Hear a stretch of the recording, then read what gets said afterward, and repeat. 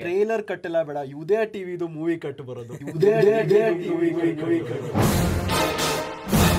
ಕಿರುತೆರೆಯಲ್ಲಿ ಪ್ರಪ್ರಥಮ ಬಾರಿಗೆ ಕನ್ನಡ ಕ್ರಿಯೇಟರ್ಗಳ ಸಮಾಗಮ. Comedy rock star Nitin Kamath, ಮುತ್ತಿನಂತ ಮೀಮರ್ ಸುಹಾಸ್ ಭಾರದ್ವಾಜ್,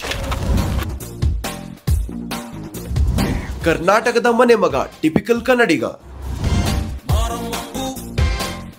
ನಗೆ ಚಾಣಾಕ್ಷ ಚೇತನ್ ಮತ್ತು ಕನ್ನಡದ ಪಾಡ್ಕಾಸ್ಟ್ ಅಗ್ರಜ ಸ್ಕ್ಯಾಂಡಿ ಮ್ಯಾನ್. ಏನೋ ಹಿಂಗ್ ಹೋಗ್ತಾ ಇದ್ಯಾ, ನಿಮ್ಮ ಅಪ್ಪನೇನೋ ರೋಡ್ ಅಂತ ಕ್ಯಾಮ್ರಾ ಪ್ಯಾನ್ ಮಾಡಿದ್ರೆ ಡಾಕ್ಟರ್ ರಾಜ್ಕುಮಾರ್ ಅಷ್ಟೇ. ಬಟ್ ಇಷ್ಟು ಸಿನಿಮಾ ಪ್ರೊಡ್ಯೂಸ್ ಆಗತ್ತವ, ಲೈಕ್ ಒಂದು ದಿವ್ಸಕ್ಕೆ 7-8 ಸಿನಿಮಾ ಅದು ಕನ್ನಡ ಅದ, ಪ್ಲಸ್ ಅದ್ರಾಗ ಇಂಗ್ಲೀಷ್ ಬರತ್ತವ, ಹಿಂದಿ ಬರತ್ತವ, ಫುಲ್ ಕ್ರೌಡೆಡ್ ಆಗ್ಬಿಟ್ಟೈತಿ.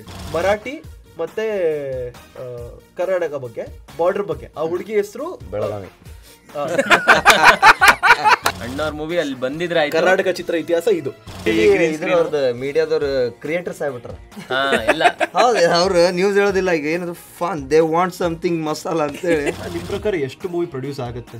25 ವರ್ಷ ಹೋಮ್ ಪಿಕ್ಚರ್, 4 ವರ್ಷ ನಾನು engineering first day first show ಹೋಗಿ ನೋಡಿದ್ದೀನಿ. ಅವ್ರು ಫಸ್ಟ್ ಓಪನಿಂಗ್ ಸೀನ್ ಇದೆಯಲ್ಲ, ನನ್ನ ಮಗನ ಕೈಲೂ ಬೀಟ್ ಮಾಡೋಕ್ಕಾಗಲ್ಲ. ಹೈಪ್ ಕೊಟ್ಟರು, ಹೈಪ್ ಉಳಿಸ್ಕೋತೀಯ. ಪುಟ್ಟಣ್ಣ ಕಣಗಾಲ್ ಅವ್ರು ಎಷ್ಟು ಮೂವಿ ಕೊಟ್ಟರು, ಆಸ್ ಅ ಡೈರೆಕ್ಟರ್ ಎಷ್ಟು ಒಳ್ಳೊಳ್ಳೆ ಮೂವೀಸ್ ಕೊಟ್ಟರು. ಅಣ್ಣವ್ರದ್ದು ಅದಕ್ಕೆ ಒಂದು ಸಾಂಗ್ ಅವಾಗ ಎಲ್ಲೂ ಏನೂ ಲೀಕ್ ಆಗ, ಕ್ಯಾಸೆಟ್ ಅಲ್ಲೂ ಬರ್ತಾ ಇರಲಿಲ್ಲ. ಒಂದೇ ಪೋಸ್ಟ್ರು, ಇಷ್ಟು ಶೋ ಈ ಥಿಯೇಟ್ರಲ್ಲಿ, ಈ ಟೆಂಟಲ್ಲಿ ಅಷ್ಟೇ. ಅವ್ರ ಲಾಜಿಕ್ ಅದೇ ಇದ್ದಿದ್ದು. ಎಲ್ಲ ಸಿನಿಮಾಗೆ ಬಂದು ನೋಡ್ಲಿ, ಏನಕ್ಕೆ ಫಸ್ಟೇ ಕೊಡ್ಬೇಕು ಅವ್ರಿಗೆ. ಭಾರತಮ್ಮ ರಾಜ್ಕುಮಾರ್ ಅವರು famous for building the industries finance. ಬಿಡು ನೀನೀಗ ಆ ಥರ ಲಿರಿಕ್ಸ್ ಅದೇ.